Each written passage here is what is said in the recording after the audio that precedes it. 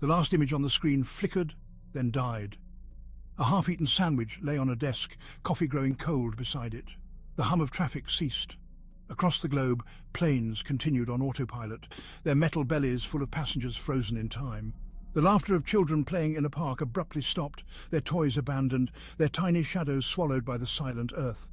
In an instant, humanity was gone, vanished, erased. No warning, no explanation. Just an eerie silence that settled over the planet like a shroud. The Earth, once teeming with the relentless activity of billions, was suddenly still. The air, usually thick with the din of human endeavours, was now clear, the silence broken only by the rustle of leaves or the distant cry of a bird. A planet that had been reshaped by human hands for millennia was now left to its own devices, a blank canvas upon which nature would begin to paint a new masterpiece. The most immediate change was the silence. It pressed in from all sides, heavy and absolute. Gone was the roar of traffic, the drone of machinery, the cacophony of human voices. Cities, once vibrant hubs of life, stood eerily quiet. Streets, usually teeming with pedestrians and vehicles, were deserted. Traffic lights blinked at empty intersections, their signals meaningless. A lone newspaper tumbled down a deserted street, a ghost of information from a world that no longer existed. Inside homes, half-finished meals sat on tables, toys lay scattered on floors, beds remained unmade. It was as if time had simply stopped, freezing life in its tracks. The remnants of human existence were everywhere, but the humans themselves were gone. The silence was a constant reminder of their absence, a deafening void that spoke volumes about the fragility of human existence. Within days, the first signs of decay began to appear. Without humans to maintain them, the intricate systems that kept cities running began to fail. Power grids overloaded and shut down, plunging cities into darkness. Water pumps ceased, leaving pipes dry and toilets unflushable. Sewage systems backed up, spilling their noxious contents into streets and waterways. The delicate balance that held urban environments together was crumbling, slowly but surely.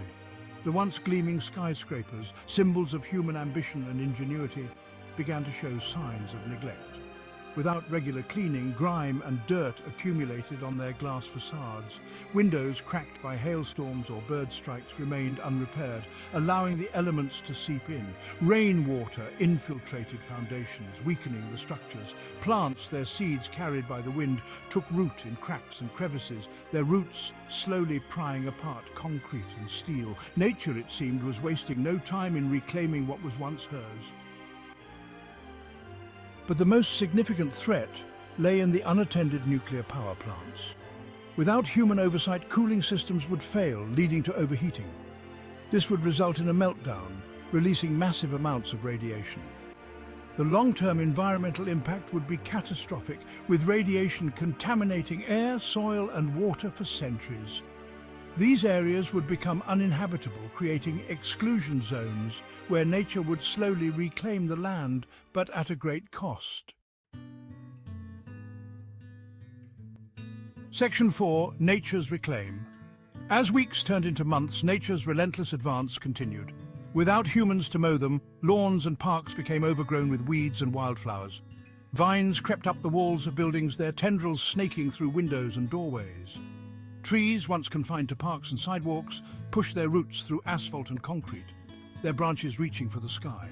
The urban landscape, once a testament to human dominance, was slowly being transformed into a wild, untamed wilderness.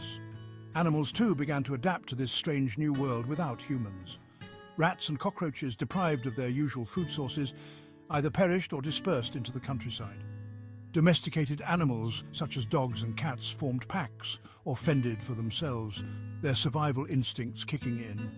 Wild animals, emboldened by the absence of human activity, ventured into urban areas, their calls and cries echoing through the empty streets. The line between the human world and the natural world was becoming increasingly blurred.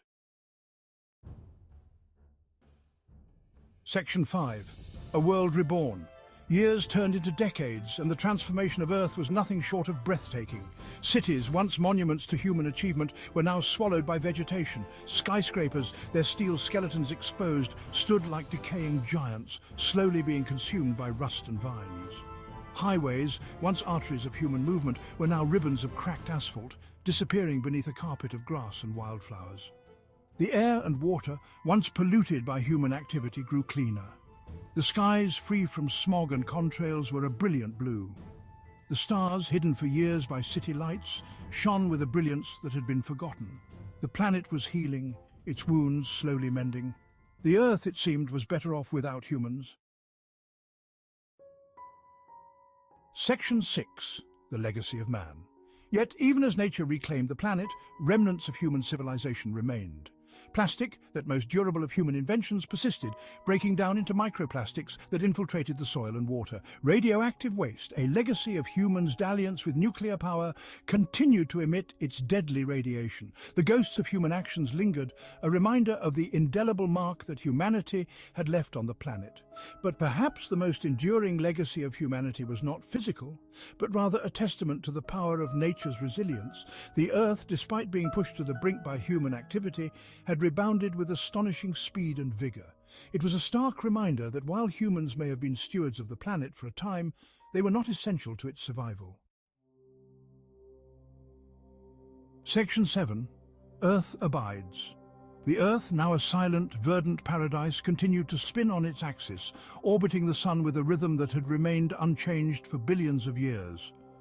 The cycle of life and death continued, but now it was a cycle driven solely by the forces of nature. The planet had moved on, its future no longer intertwined with the fate of humanity. The experiment of human existence had come to an end, but life, in all its diverse and wondrous forms, went on. The Earth abides.